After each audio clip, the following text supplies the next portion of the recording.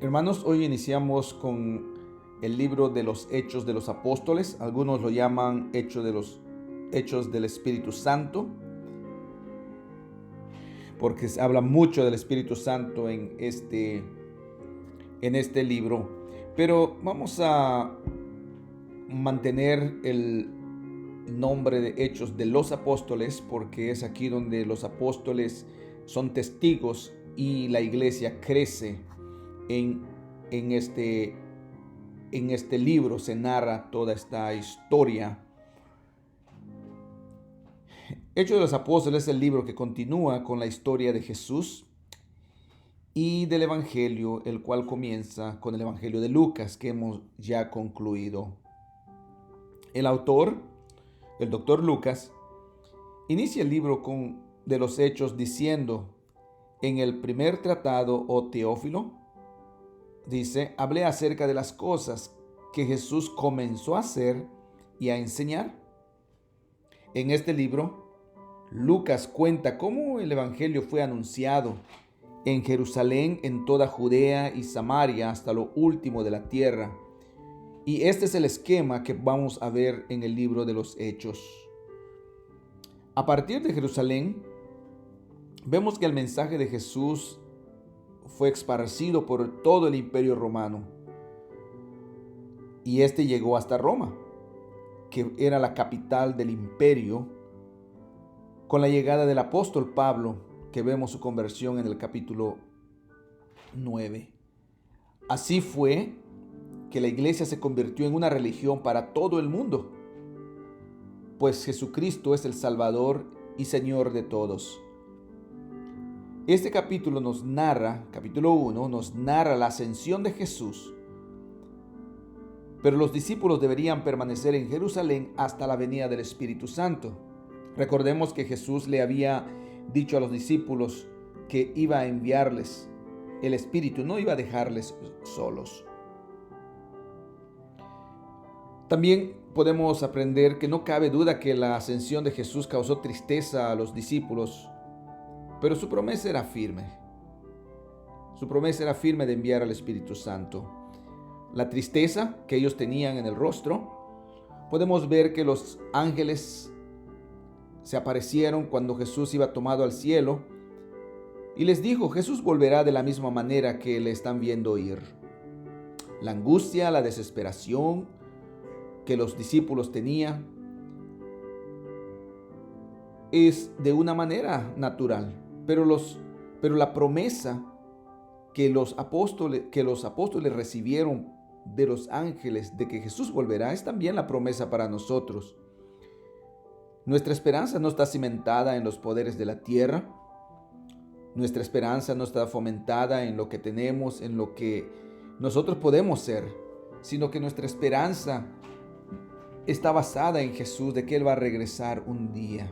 Y todo lo que nosotros vivimos en nuestros días, como podemos ver de las enfermedades, los desastres, todo lo que sucede, la ciencia va a acabar. La ciencia no sabe qué hacer, pero tenemos una promesa firme, que Jesús va a regresar. También en este capítulo nos narra el inicio de la iglesia. La iglesia dice que la iglesia perseveraba juntos en oración y ruego, se reunían y oraban en tanto que esperaban en Jerusalén.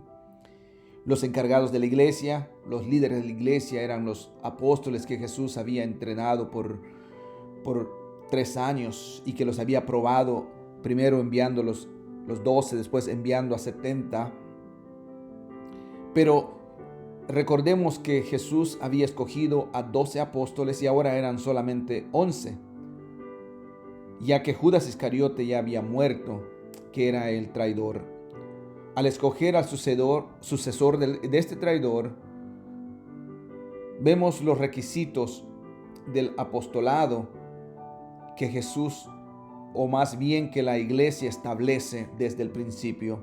Dice el versículo 22, 21 y 22, 26, dice: es necesario pues que estos hombres que han estado junto con nosotros todo el tiempo que el Señor Jesús entraba y salía entre nosotros, comenzando desde el bautismo de Juan hasta el día en que de entre nosotros fue recibido arriba, uno sea hecho testigo con nosotros de su resurrección.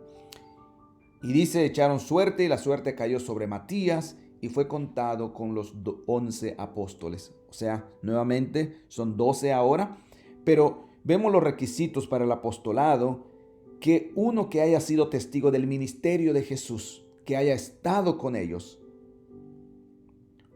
uno que haya permanecido con ellos hasta la ascensión de Jesús, que haya sido testigo y que haya visto a Jesús resucitado, que sea testigo de la resurrección de Jesús.